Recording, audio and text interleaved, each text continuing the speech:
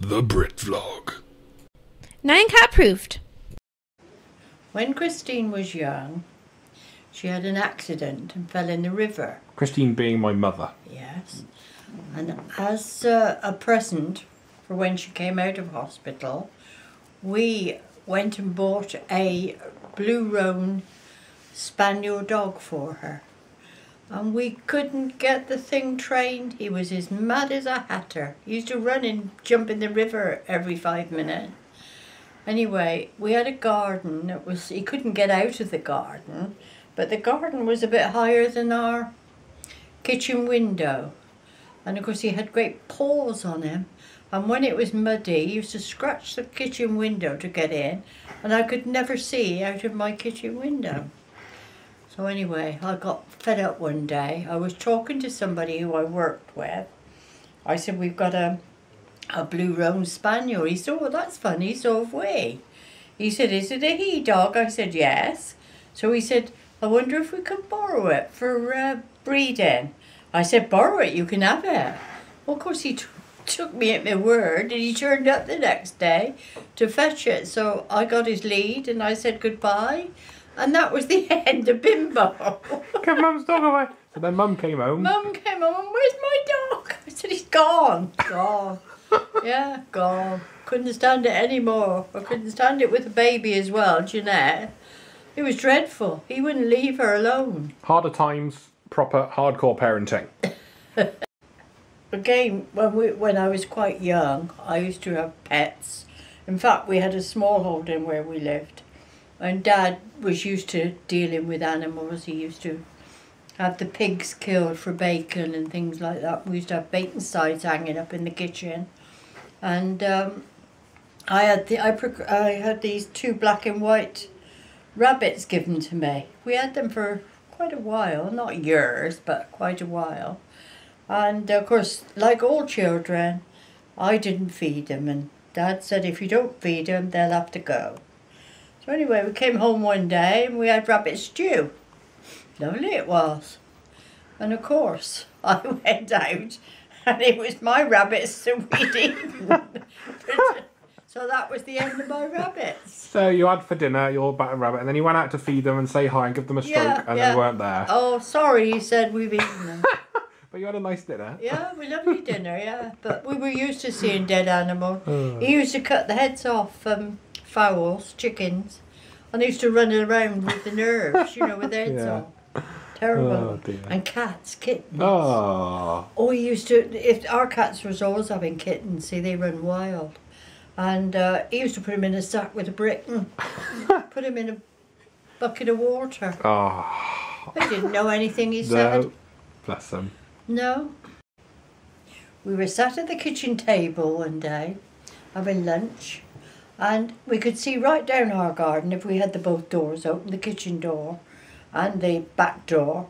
And all of a sudden we saw this little duck waddling up the pathway. Nobody knew where it came from. It was only a baby thing, a fluffy yellow one. And anyway, we took it in. Dad fed it with the chickens and all that he had, you know. And I think it was, well, next Christmas, I'm afraid he was our lunch for Christmas dinner. Christmas dinner, a nice fresh plump duck. So he wandered into the wrong house, I'm afraid. He thought, I was having a great time here, I'm being fed, we're having a great time, and then He bang! was being fed, Lunch. yeah. He used to say to me, which chicken do you want out of the, for food, you know, for Mum to kill? He's going in and pick this chicken. Oh, gosh.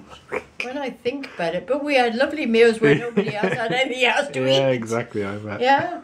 And when the fellow came to kill the pigs, they used to put something on their head and kill them that way. Yeah, bolt gun, yeah. And then they sliced it down, and we had hooks in the ceiling. And where they used to hang it up to... in the kitchen? Yeah, well, yeah, in the old-fashioned kitchen, there was already hooks, like, built into the ceiling for hanging the bacon sides up, yeah. Great it was. When I was first married to Tony, Tony's dad was a lot older than his mum, and I used to live with him at Seabrook Street. We used to have a room there, a bedroom and a dining room, like, you know. And she used to work hard, very hard, to keep the house going because Dad didn't work, he was too old. And anyway, she used to come home sometime, and it was one of these old-fashioned houses that they never had a back entrance. She had to wheel her bike through the hallway, and I used to say to him, now look, Dad, don't have any rows with Mum tonight. You've done all the work, you've got the dinner ready, you've dusted and all this, you know. Yes, I've done it all, because he used to like sitting in the chair, and that was it. But I used to warn him every day that she was on her way home. So she'd come through with her bike, wheeling her bike, and I can see her now. There was a sideboard, and as she went by the sideboard, she'd go like this with her finger to see if he dusted. And, oh, gosh, there used to be hell to play if he hadn't dusted. So I used to do it for him sometimes, just to save him getting into trouble, you know. Ah, spying on him. I can see Peen doing that. God, at church. When we were a child again, I suppose I was about 7 or 8, we used to, we had a small orchard attached to our house at Long Levens. And of course the children at school learnt that they could have apples and plums from me. So what I used to do was go down that way, down the garden, and fill the gas mask case with apples and plums, and then cut through the hedge into school and take all the fruit to the kids. Did you charge them? Popular like that, see? Did you charge them? No, I should have done. Should have done that. It was on Triple A. You could have done that. You could have made no, some it money made there. me popular. That's all I wanted, you see. That's good in school. Yeah. Yeah. What about Mum? Oh dear, when we lived at Churchdown, they used to have to go, they were at Churchdown school, her and Jeanette, and they had to do cross country. But quite often, 3 or 4 of the girls would pop in our house, sit and have a lemonade or a cup of tea or something and a cake and biscuits.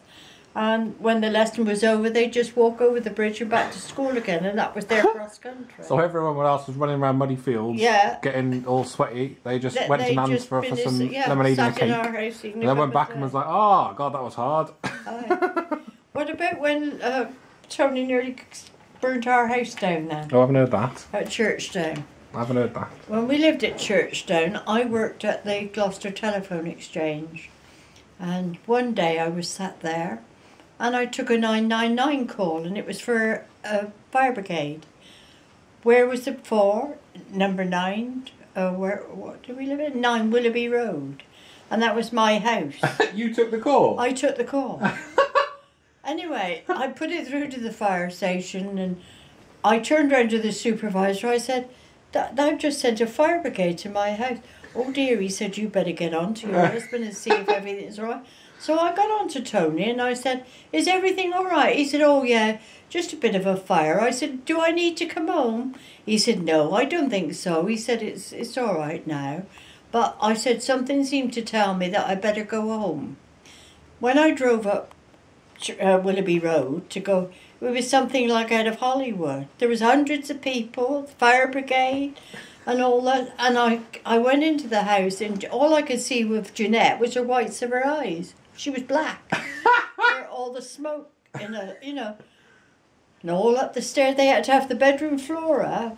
And I said, I thought you said it wasn't much damage. He said, well, I didn't want to worry you.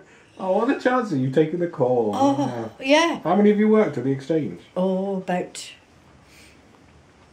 30 of us. Bloody hell, so the chances are 4. Yeah. Well, of course, you used to sit on this particular position. Lots of people didn't like sitting on there because they didn't like taking the emergency.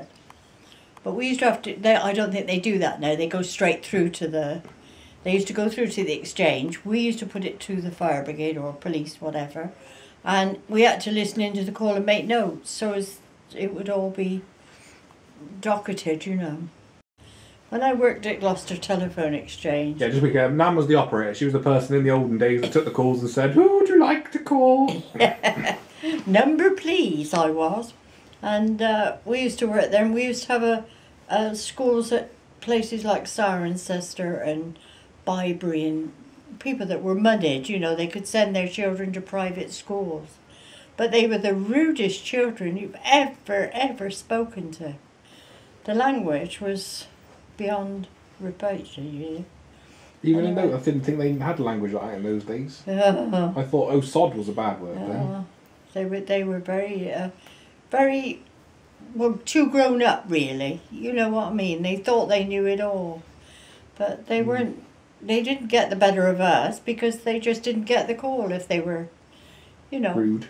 We used to say it was engaged or pull the plug out on them, like, you know. Too right, and charge them a bit extra because apparently I didn't know. Like Nan would do the billing, so when they had to put a call through, you had to time it on and off. It used to be chords in that day. You put one chord in to answer it, and the other chord to where the call was going. Then we had the clock to turn it on, and it would be given the minutes. And when the two lights came on that they'd finished the call, once you took those down, the clock stopped, love. And then you put those amount of minutes, and that's how you would build for your call. Oh, when I was in Gloucester telephone exchange working, we used to speak to lots of royalty. We weren't supposed to know that they were royalty, but we did know it was them, and we couldn't sort of. It was very secret. Everything was signed on the secrecy list, and lots of comedians we had that used to come to Gloucester to perform at different places. Oh yeah, we spoke to lots of people like that. Yeah. There's some names then. Who did you speak to? I can't think of anybody else. What royalty? Oh. Princess Margaret, you just said, didn't you? Well, but Princess Margaret. I believe it was Anne. Oh no, Anne wasn't old enough. I don't know who it was. Because they didn't have Gatcombe then. Perhaps that was at Slough. Yeah, because we had Windsor there at Slough. That's right, we had Windsor Castle on Slough Exchange. So that's when we had the royalty calls. Yeah. But quite often, I think there's Charles was on once there. Prince Charles? Yeah. You spoke to Prince Charles? Well, I didn't speak to him, but he was on the call.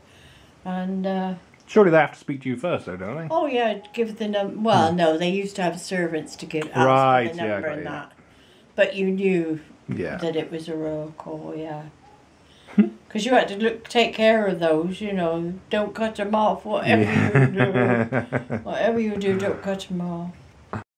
If you pulled when we had the old cord switchboard, if you pulled the set of keys back that belonged to each cord, if you pulled them all back, it joined them all together, look, they were all talking. That's what we used to do. So they had like 10 different people all talking to each other. They didn't know who was talking to what. Yeah, it was awful. What we used to do. Oh, the pranks of those days. That's funny. Yeah.